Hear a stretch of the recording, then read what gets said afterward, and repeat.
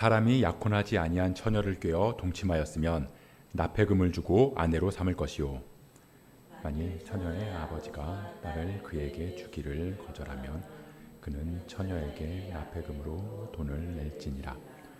너는 무당을 살려주지 말라.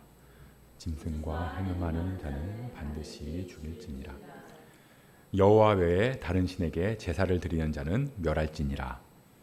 너는 이방 나그네를 압제하지 말며 그들을 학대하지 말라.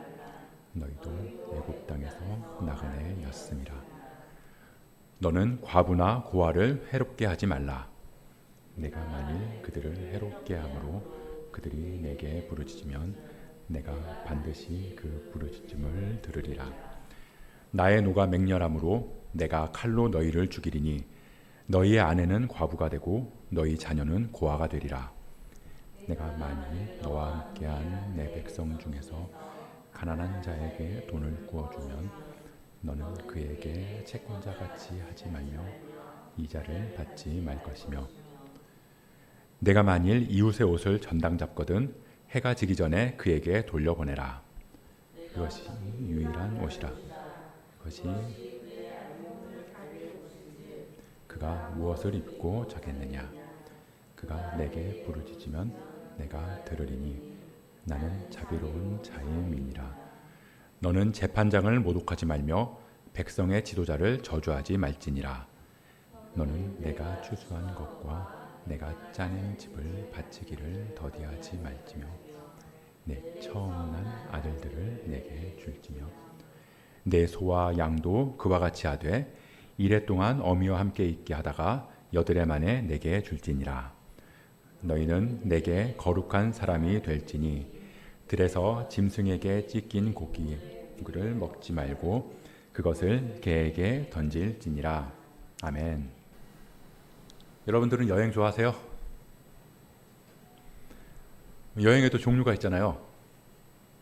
예를 들어서 부산에 간다. 차를 타고 갈 수도 있고 비행기를 타고 갈 수도 있고 기차를 타고 갈 수도 있고 가끔 자전거를 탄다거나 국토 대장정 이런 거 같이 예전에 그런 거 좀 유행한 것 같은데 걸어서 갈 수도 있겠죠. 어쨌든 여행을 한다는 건 어딘가를 출발해서 정해진 목적지를 향해 가는 거라고 할 수 있습니다. 그게 몇 년 전이었던 것 같은데 이 버킷리스트라고 해서 이 하고 싶은 일들을 몇 가지 적어서 하나하나 이루어가는 거, 그것들을 이제 하나하나 체크해 나가는 게 유행이었던 적이 있었는데요. 저도 예전에 제가 운영하던 카페에서 이제 직장인 예배를 드릴 때 그 모임에서 서로 버킷리스트를 써가지고 이야기를 나눈 적이 있었거든요. 그때 어떤 한 친구가 배 타고 세계 일주 하고 싶다 그렇게 말해가지고 다들 이제 웃으면서 재밌어했던 적이 있었어요. 여러분들 중에는 계실지 모르지만 크루즈 여행이라고 그러잖아요. 크고 화려한 배를 타고 막 이 나라 저 나라 다니면서 여행하는 거. 이거 생각만 해도 참 낭만적이고 재밌을 것 같다는 생각이 드는 일인데요. 저도 언젠가는 한번 해보고 싶다라는 생각은 있지만 저는 아무래도 어려울 것 같습니다. 그래서 사진으로나마 만족하려고요. 굉장히 멋있죠? 근데 제가 한마디만 하면 저 사진이 전혀 멋있어 보이지 않을 거예요. 저 배는 지금 표류 중입니다. 전혀 멋있어 보이지 않죠? 처음에는 갑판에 딱 나와서 석양이 뉘어뉘어지는 멋진 풍경을 바라보는 왠지 로맨틱 영화 같은 것들을 상상했는데 표류가 됐다고 생각하는 순간 갑자기 두려움이 몰려오면서 재난 영화가 돼버리는 거잖아요. 근데 정말로 저 배는 항해 중일까요? 아니면 표류 중일까요? 잘 모르시겠죠? 그럼 이 배는요? 아마 그냥 겉으로만 봐서는 저 배들이 항해를 하고 있는 건지 표류하고 있는 건지 알기 힘들 거예요. 둘 다 바다 위에 떠서 유유히 어디론가 가고 있으니까요. 그럼 항해다, 표류 중이다, 그걸 구분짓는 차이가 뭘까요? 뭐 여러 가지가 있겠죠. 근데 가장 중요한 건 목적지예요. 내가 지금 목적지를 향해서 잘 가고 있으면 항해라고 얘기할 거고요. 내가 지금 어디로 가는지를 모르면 표류한다고 말할 수 있을 거예요. 목적지가 어딘지를 못 찾거나 목적지는 알지만 뭐 나침반이나 뭐 GPS가 고장나서 내가 어디에 있는지를 모르는 경우가 있을 거죠.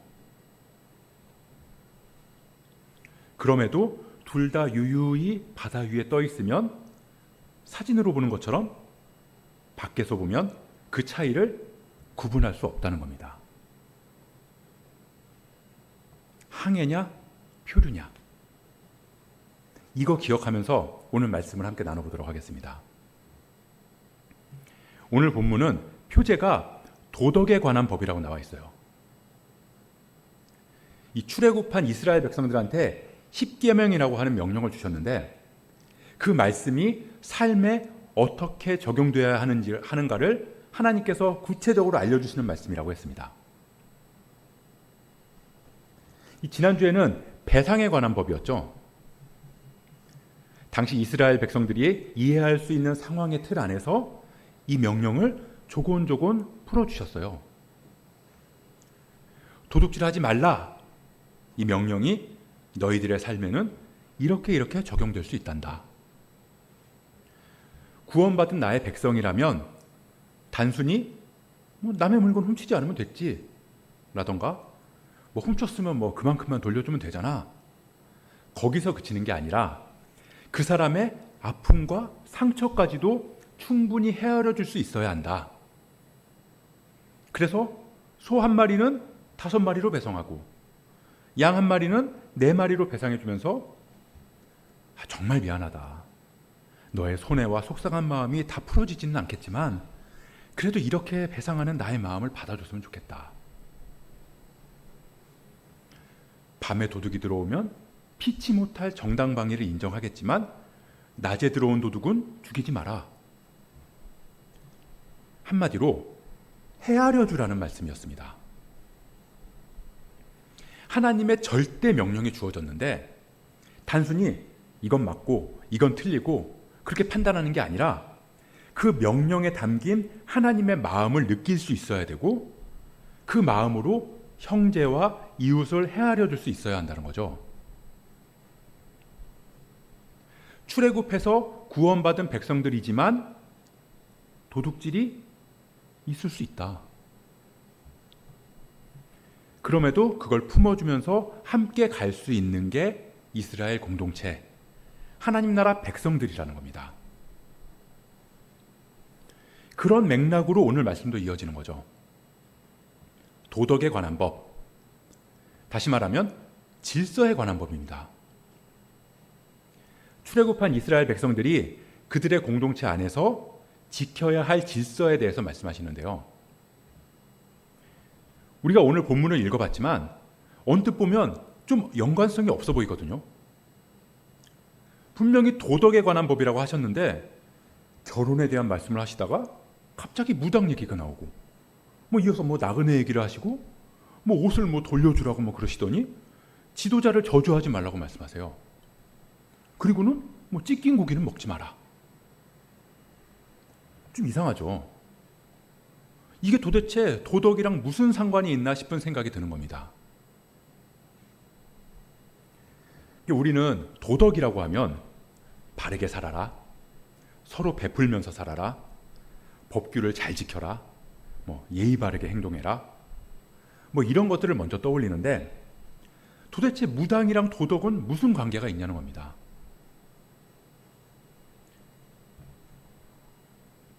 근데 그 이유를 조금만 생각해 보면 알 수 있는 게 이 하나님이 생각하시는 도덕이랑 우리가 생각하는 도덕이랑은 개념이 다르기 때문인 거죠. 아이들이 학교에 입학하면 도덕 수업이 있어요. 뭘 배우나요? 공동체 안에서 지켜야 할 규범들을 가르쳐 주죠. 사람과 사람이 어우러져 살면서 지켜야 할 도리들.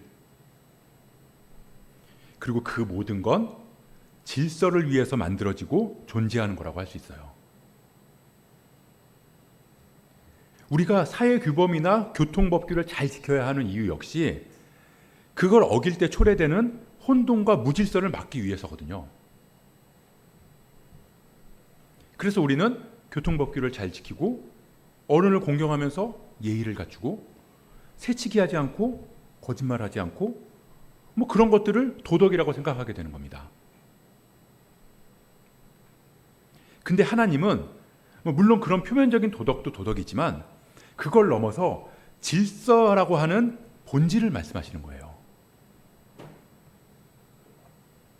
오늘 말씀 16절부터 17절 말씀을 보면 이 어떤 남자가 약혼하지 않은 처녀를 꿰어서 동침했다는 그런 전제를 하고 있는데요. 그럴 때 하나님께서는 납폐금을 주고 그 여자를 아내로 삼으라고 말씀하시는 거죠. 근데 이 상황 자체가 정상적인 결혼을 벗어난 상황이라는 겁니다. 이 당시 문화 속에서 이 결혼을 하려고 그러면 이 남자가 여자의 아버지한테 이 납폐금, 결혼 지참금 같은 거죠. 그 납폐금을 주고 결혼을 하는 문화였어요. 근데 이런 문화가 왜 생겨났냐면 이 여자가 결혼을 했는데 남편이 먼저 세상을 떠나거나 이혼을 하게 된 경우에, 당시에는 이런 경우에는 여자 혼자 살아갈 수 있는 방법이 없었거든요. 그래서 형사 취수제도 같은 게 생겨난 이유이기도 해요. 사회 구조가 그랬다니까요. 심지어는 아들이 없으면 땅이나 재산도 상속을 못 받았거든요. 그래서 아브라함이 하나님한테 이렇게 말씀드리잖아요. 하나님, 나는 자식이 없사오니 나의 상속자는 이 다메섹 사람 엘리에셀이니이다. 분명히 아내 사라도 있는데 상속자가 아들이 없으니까 종한테 가는 거죠. 아내한테는 단 한 푼도 상속이 안 됐던 거예요. 그럴 때를 대비해서 이 납폐금을 받는 겁니다. 만약에 자기 딸이 그런 상황이 되면 살 길을 마련해 줘야 되니까요. 일종의 보험 같은 거죠. 이 돈은 이 여자의 아버지가 받는데, 그래서 아버지는 이 돈을 자기 돈처럼 쓰면 안 되는 거예요. 그건 자기 딸의 생명을 갈취하는 거나 다름이 없으니까요. 그래서 이 야곱이 라반의 집에서 라헬이랑 레아를 데리고 나올 때 그 딸들이 이렇게 말하는 거예요. 이 야곱이 라반의 집에서 일하면서 섬긴 걸로 그 납폐금을 대신했다고 보거든요. 그걸 라반은 자기 소유로 생각한 거죠. 그러니까 창세기 31장에 보면 라헬과 레아가 그에게 대답하여 이르되 우리가 우리 아버지 집에서 무슨 분깃이나 유산이 있으리요. 아버지가 우리를 팔고 우리의 돈을 다 먹어버렸으니 아버지가 우리를 외국인처럼 여기는 것이 아닌가. 이렇게 이야기하는 겁니다. 이제 이해가 가시죠? 납폐금은 그런 이유에서 남자가 아내를 위해서 맡겨놓아야 하는 건데 그걸 안 내려고 꾀를 내서 동침했다는 거예요. 꾀어서 동침했다는 말은 강제가 아니라 아무것도 모르는 여자를 살살 꼬셔서 합의하에 동침했다는 말이에요. 이것도 당시 문화 속에서 여자가 결혼도 안 하고 동침을 하면 다시 결혼할 수도 없고 그리고 돈도 없으니까 살아갈 길이 없는 거예요. 그걸 이용한 거죠. 결혼을 하고 싶은데 납폐금은 주기 싫고 그러니까 꾀를 낸 거예요. 같이 동침만 하고 나면 그 다음부터는 아쉬워지는 건 여자 쪽이니까요. 그러면 납폐금이고 뭐고 그냥 결혼만이라도 해라. 이렇게 나올 수 있으니까요. 완전 치사하고 비열한 거죠. 당시의 정상적인 결혼 질서를 무시한 거예요. 그러니까 하나님께서는 됐고 너는 무조건 납폐금 줘야 돼. 그리고 결정권도 너한테 없어. 납폐금 받고 나서도 너랑 결혼할지 말지는 여자 쪽에 달렸어. 도덕이에요. 공동체 안에서 질서를 흐리지 말라는 겁니다. 이어지는 말씀도 마찬가지예요. 너는 무당을 살려주지 말라. 무당, 신접한 자, 점치는 자, 박수. 하나님한테는 예외가 없어요. 하나님은 이런 거에 대해서 뭐 길게 말씀도 안 하세요. 죽여라. 살려두지 말아라. 뭐 저는 점을 한 번도 쳐본 적이 없어서 사실 잘 모르겠어요. 근데 그 이유는 대충 알 것 같아요. 궁금하니까요. 내가 앞으로 어떻게 될지, 이 일이 잘 될지 안 될지. 뭐 어떤 점쟁이들은 뭐 기가 막히게 알아맞춘다면서요. 그래서 뭐 잘 되게 해달라고 뭐 부적도 사고 그러는 거겠죠.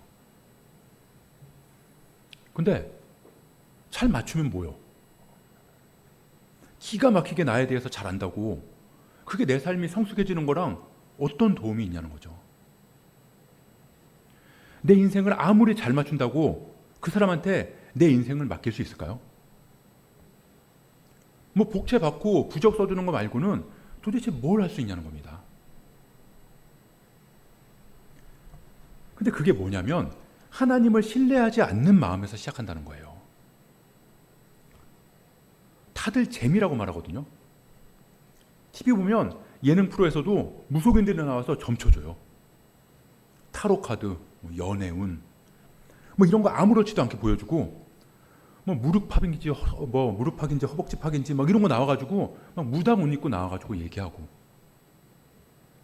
그러면서 항상 끝에는 이건 재미지. 일말의 여지도 없이 반드시 죽이라고 말씀하신 명령을 세상은 재미라는 이름으로 그 벽을 허문다는 겁니다. 정녕 죽을까 하노라.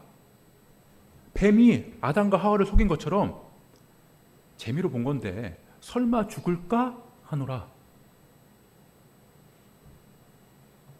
하나님이 나를 인도하신다는 믿음이 없는 불신앙의 결과물이라는 겁니다.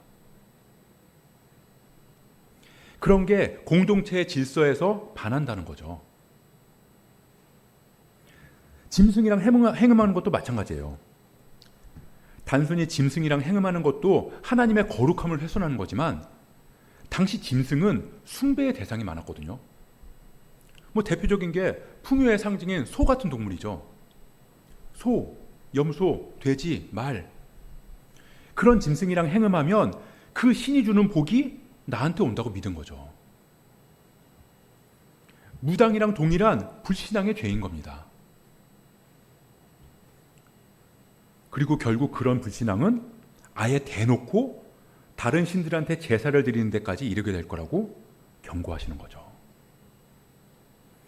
여호와 외에 다른 신에게 제사를 드리는 자는 멸할지니라. 어쩌면 이 사람들도 이렇게 항변할지 모르겠어요.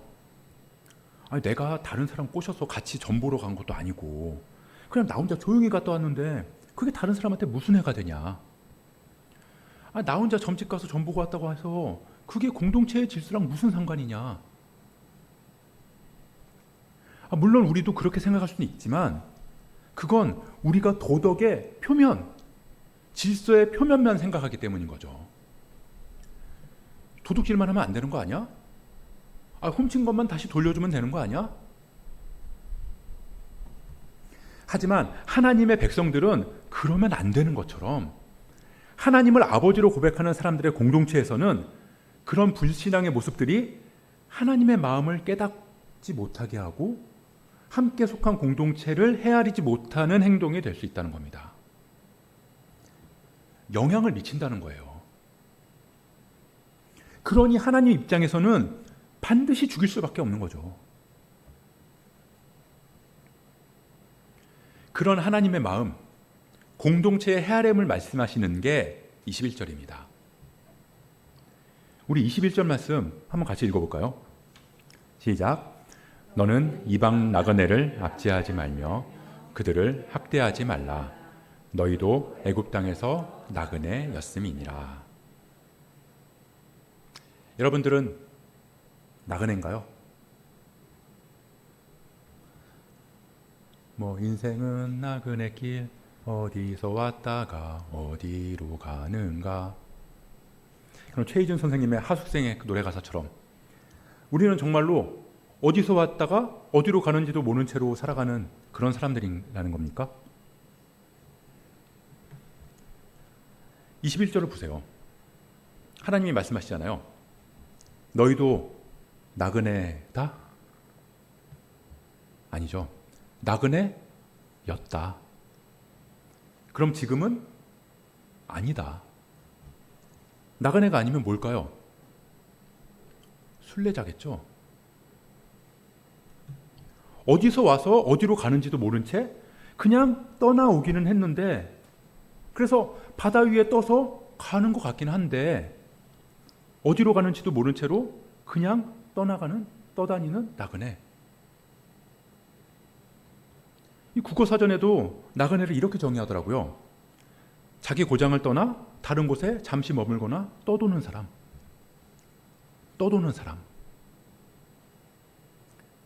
근데 우리는 어디로부터 왔는지 또 어디로 가는지도 모른 채로 그냥 바람 따라 구름 따라 떠도는 사람들이 아니라는 겁니다. 하나님께서는 이스라엘 백성들을 종되었던 애굽 땅에서 건져내셨어요. 그리고 약속의 땅으로 인도해 가세요. 그럼 출발지는 애굽 땅이고 도착지는 약속의 땅 가나안인 거죠. 어디서부터 와서 어디로 가는지가 명확한 겁니다. 다시 말해서 항해하는 거라고요. 근데 너희도 나그네였다. 그 말은 뭐냐면 어디서 와서 어디로 가는지를 모른 채로 간 적이 있었다는 거예요.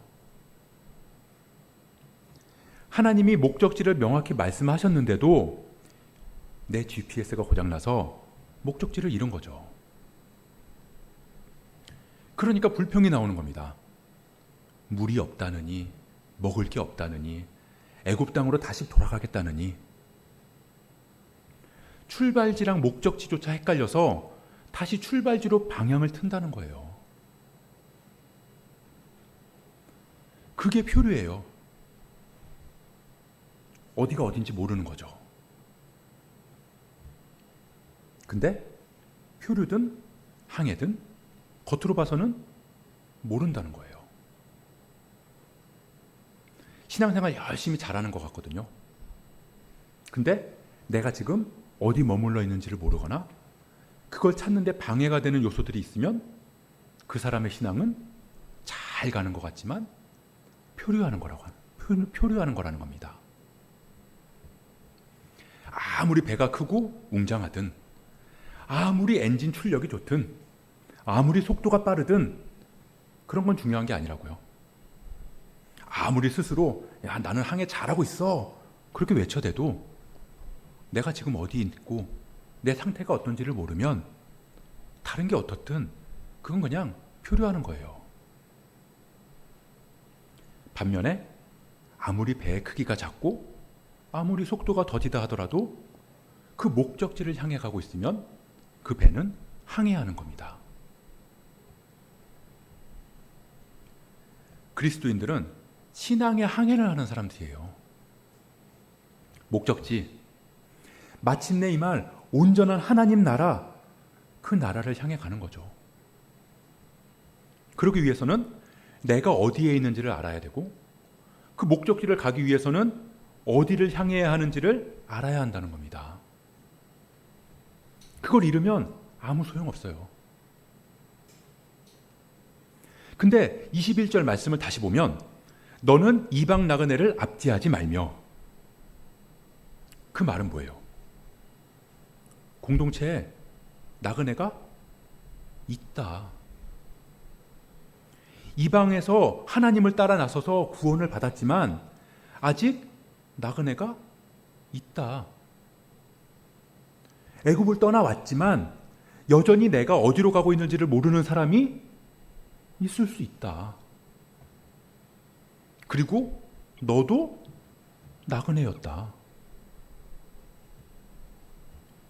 홍해가 갈라져서 마른 땅을 건너는 기적을 체험했고, 마라의 쓴물이 단물로 바뀌는 것도 경험했고, 불기둥 구름기둥 다 경험하면서 그렇게 구원받았지만, 너도 불평하고 원망하고 애굽으로 돌아가겠다고 했던 적이 있다. 그러니 공동체에서는 나그네처럼 헤매고 있는 사람, 나그네였던 네가 이해해주고 이끌어줘라. 나그네도 겉보기에는 항해하는 것처럼 보여요. 이스라엘 백성들이 홍해의 기적을 경험하고 나서 하나님을 찬양하면서 이제 하나님만 따르겠다고 했거든요. 이제 자기들도 항해를 하겠다고 다짐했다고요. 근데 조금 힘들어지니까 불평하면서 원망했거든요. 홍해를 건널 때는 이제 당장 약속의 땅에 들어갈 것 같았다고요. 근데 하나님은 그렇게 안 하셨어요. 광야에서 40년이라는 시간을 지나게 하셨습니다. 매일매일 거기가 거기 같은 사막에서 가고 서고 가고 서고 장막을 치고 걷고 치고 걷고 그 시간들을 지나게 하시면서 조금씩 조금씩 나그네를 순례자로 만들어 가시는 거죠. 바울도 그랬잖아요. 주님을 만나는 그 놀라운 경험을 하면서 완전히 뒤집어졌는데 안디옥에서 사역을 시작하기까지 그 3년 동안의 시간 아무 기록이 없어요. 하나님을 만나고 그 열심으로 바로 사역을 시작하면 더 잘할 수 있을 것 같았지만 하나님은 바울이 다듬어져 가는 시간을 갖게 하셨다는 겁니다. 그리고 그 이후에 바울의 사역을 보면 알 수 있듯이 그 시간은 결코 헛된 시간이 아니었던 거죠. 그럼 우리도 마찬가지겠죠. 하나님의 사람으로 다듬어지는 시간이 필요하다는 겁니다. 그리고 그 시간들을 지나고 나면 어느새 나의 목적지는 더 명확해지고 공동체에 모인 사람들을 통해서 배우면서 내가 지금 어디 서 있고 어느 정도까지 와 있는지를 알게 되고 아, 나도 예전엔 나그네였지. 아, 나도 그땐 그랬지. 그러면서 순례자로서 앞에서 끌어주고 뒤에서 밀어주면서 공동체가 함께 순례의 길을 걸어가겠죠. 표류하던 배도 목적지를 찾거나 내가 어디 있는지 위치를 파악하게 되면 그때부터는 항해가 되는 거예요. 그 자리에 그대로 서 있더라도 이제 더 이상 표류가 아니라고요. 내 위치를 알고 목적지를 알고 그 길로 가면 되니까요. 그래서 공동체의 질서가 중요한 거예요. 무당을 살려주지 말라. 짐승과 행음하지 말라. 다른 신에게 제사를 드리지 말라. 재판장을 모독하지 말라. 지도자를 저주하지 말라. 찢긴 고기를 먹지 말라. 왜냐하면 이런 것들이 우리의 신앙의 GPS를 흐리게 하는 거니까요.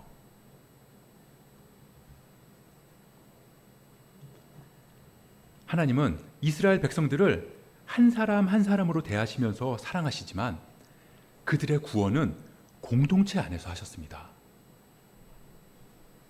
개개인의 구원이 아니라 공동체 안에서의 구원을 말씀하신다고요. 이스라엘이라고 하는 민족 공동체 안에서 믿음 좋은 사람, 믿음 안 좋은 사람, 그러니까 개개인으로 갈라서 가나안에 들이지 않으셨다는 거예요. 이스라엘이 시딤에서 모압 여자들이랑 행음하면서 바알을 섬길 때 하나님은 그 사람들만 번하지 않으셨거든요. 백성들 사이에서 연병이 돌게 하셨어요. 그때 죽은 사람이 24,000명입니다. 고라 자손들이 모세랑 아론한테 맞서서 니들이 왜 스스로 높아졌냐고, 나도 하나님 만났다고 그렇게 반역했을 때 땅이 입을 열려서 고라뿐만 아니라 고라에게 속한 모든 사람들을 싹 다 삼켰잖아요. 12 정탐꾼들이 가나안 땅을 정탐하고 돌아왔을 때 하나님은 부정적인 보고를 한 그 10사람만 벌하지 않으셨다는 거예요. 이스라엘의 성인 전체가 약속의 땅에 못 들어가게 하셨다는 겁니다. 아니, 개 중에는 나는 정탐꾼들 생각이랑은 좀 다른데, 나는 싸워서 이길 것 같다고 생각하는데, 이런 사람이 있었을지도 모르죠. 하지만 하나님은 이스라엘이라고 하는 공동체 안에서의 믿음을 보셨다는 겁니다. 오늘날 교회도 마찬가지죠. 예수님은 이스라엘을 대체하는 교회라는 공동체를 우리에게 주셨거든요. 그냥 믿음은 개인적으로 알아서 하라고는 안 하셨다고요. 그럴 거면 애당초 예수님이 교회를 세우실 이유가 없었겠죠. 근데 그게 아니기 때문에 우리를 교회의 머리 대신 그리스도 안에 붙어서 몸된 교회로 개개인을 부르신 겁니다. 그리고 그 공동체가 하나님 나라라고 하는 확실한 목적지로 향해 가기 위해서는 질서가 필요하다는 거예요. 하나님의 마음으로 형제를 헤아려 줄 수 있어야 되고, 공동체를 흔드는 다른 신들, 우리의 신앙의 GPS를 흔드는 무질서한 것들 다 멸해야 하는 거죠. 공동체 안에는 나그네도 있고 순례자도 있고 아직 표류 중인 배도 있고 항해하는 배도 있고, 그래서 나그네는 순례자를 따라서, 그리고 순례자는 나그네를 인도하면서 그렇게 같은 말씀을 듣고 배우면서 목적지까지 가면 되는 겁니다. 그게 우리를 향한 하나님의 마음일 거예요.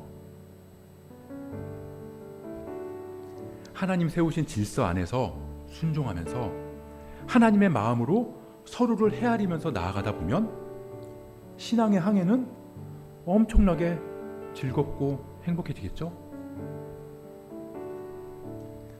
우리 교회도 완전한 하나님 나라라고 하는 확실한 목적지를 향해서 나아갈 수 있는, 그러면서 순풍에 돛단 듯 행복하게 그렇게 신앙의 항해를 함께 해나갈 수 있기를 주님의 이름으로 축복합니다.